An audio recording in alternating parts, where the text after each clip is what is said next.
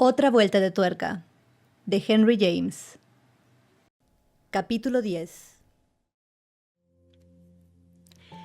Permanecí un rato arriba, comprendiendo por fin que al irse el visitante había desaparecido definitivamente. Regresé entonces a la habitación. Lo primero que vi con la luz de la vela que había dejado encendida era que la cama de Flora estaba vacía. Y al verlo, aguanté la respiración con todo el miedo que, 5 minutos antes, había sido capaz de resistir. Me fui hacia donde la había dejado durmiendo y donde la pequeña colcha de seda y las sábanas estaban desordenadas.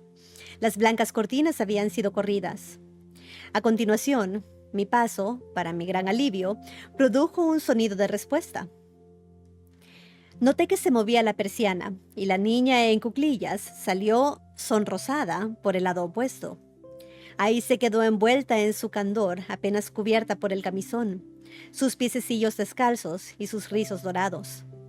Parecía muy seria, y hasta entonces no había tenido yo la sensación de estar perdiendo la ventaja adquirida, cuya emoción acababa de ser tan prodigiosa como al ser consciente de que se dirigió a mí con un reproche.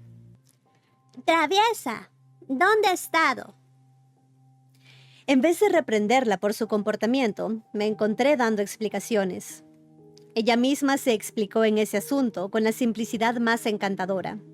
Se había dado cuenta en la cama de que yo había salido de la habitación y había saltado de la cama para ver qué había sido de mí.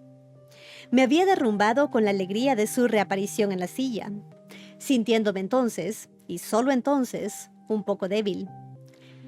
Y ella se acercó con pequeños pasos hacia donde estaba. Se subió a mis rodillas, dándole así la llama de la vela en toda la preciosa carita en la que asomaba el sueño.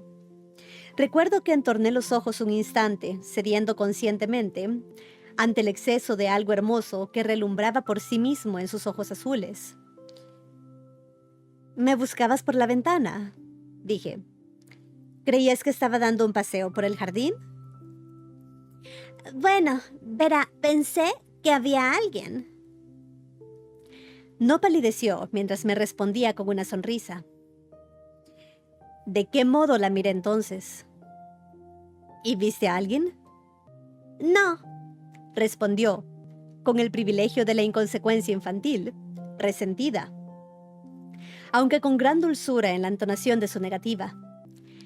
En ese momento, en un estado nervioso, no tuve la menor duda de que me mentía.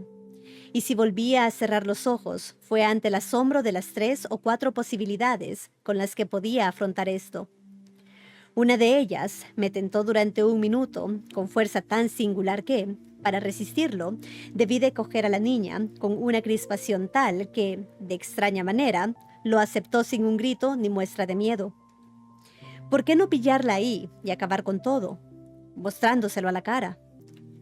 Verás, sabes que sí, y en cierto modo sospechas que yo lo creo. Así pues, ¿por qué no me lo confiesas con sinceridad, para que al menos podamos convivir con ello juntas, y quizás aprender en nuestro extraño destino dónde estamos y lo que eso significa? Esa solicitud se fue. Ay, cómo había llegado. Si hubiese podido rendirme ante ella, al instante me habría librado. Bueno, ya se enterará de qué. En vez de rendirme a ella, me puse en pie de golpe. Miré la postura en que se encontraba y tomé una decisión a medio camino. ¿Por qué corriste la cortina sobre tu cama para hacerme creer que seguías ahí? Flora meditó radiante, tras lo cual, con su sonrisa divina, porque no me gusta asustarla. Pero ¿y si, según tú, hubiese salido? Rechazó totalmente sentirse desconcertada. Volvió los ojos a la llama de la vela, como si la cuestión fuera irrelevante o, en cualquier modo, impersonal. Como saber quién es la señora Marcet o cuánto es 9 por 9. Bueno, ya sabe, respondió de modo correcto.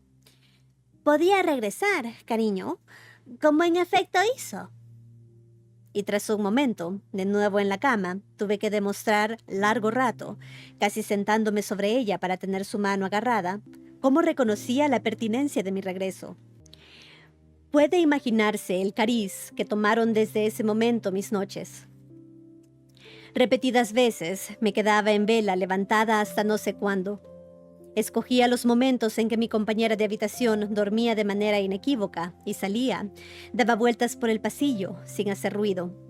Una vez, incluso, llegué hasta donde había visto a Quint la última vez, pero no volví a encontrarlo ahí, y puedo también decir con toda claridad que no lo vi en la casa en ninguna otra ocasión.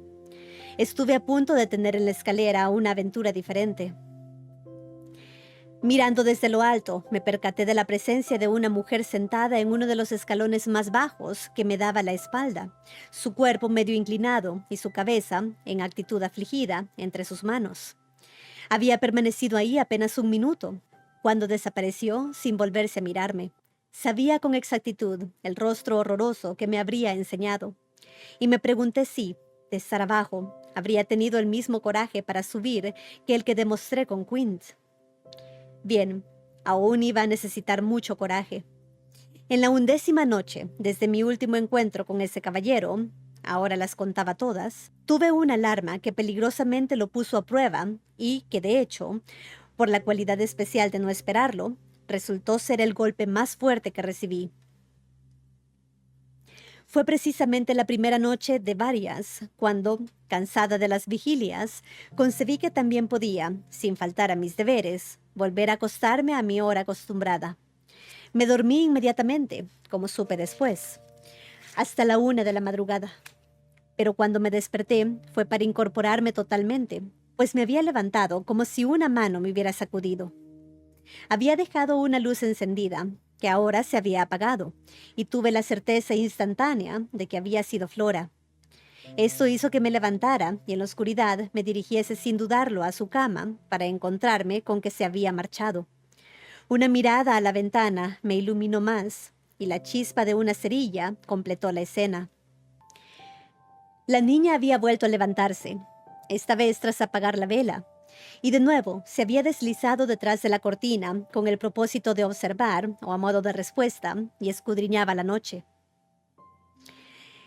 Que ahora veía algo, al igual que no lo había visto, me había asegurado yo misma la vez anterior, lo probaba el hecho de que no notase que volviera a iluminar la habitación, ni la prisa que me había llevado a ponerme las zapatillas y un chal.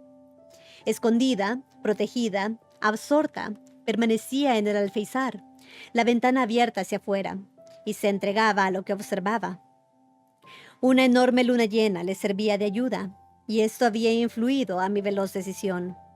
Se encontraba cara a cara con la aparición que habíamos visto en el lago, y podía ahora comunicarse con ella, al igual que no había podido anteriormente. De lo que yo, por mi parte, me tenía que cuidar era que, sin que ella lo notase, llegar desde el pasillo a otra de las ventanas que diesen al mismo lado. Llegué a la puerta sin que me oyese. Salí, la cerré y escuché desde el otro lado algún sonido suyo. Mientras estaba en el pasillo, tenía mis ojos puestos en la puerta de su hermano, que estaba a unos 10 pasos, y que, indescriptiblemente, me produjo una revitalización del extraño impulso que hace poco he llamado mi tentación. ¿Qué ocurriría si entraba ahí y me dirigía a la ventana? ¿Qué si, arriesgándome ante su desconcierto infantil a revelar mis motivos, lanzase sobre el resto del misterio el largo dogal de mi osadía? Este pensamiento me ayudó lo suficiente para hacerme llegar hasta su puerta y ahí volver a detenerme. Escuché con una atención más concentrada de lo normal. Me imaginé lo que podía ser. Me pregunté si su cama estaría también vacía y él, ojo avisor en secreto. Fue un minuto de un hondo silencio, al final del cual mi impulso flaqueó. Estaba todo tranquilo. Podía ser inocente. El riesgo era horroroso. Me marché. Había una figura en el jardín, una figura que merodeaba en busca de una mirada, el visitante con quien Flora se había comunicado. Pero no era el visitante que más interesaba al niño. Volví a vacilar, pero por otras razones, y solo por un momento, pues al instante había tomado una determinación. Había muchas habitaciones vacías en Bly, y solo se trataba de escoger la adecuada. Repentinamente, la más a propósito, se me presentó como la del piso de abajo. Aunque quedaba por encima del jardín, en la esquina maciza a la que yo he aludido como la Torre Vieja.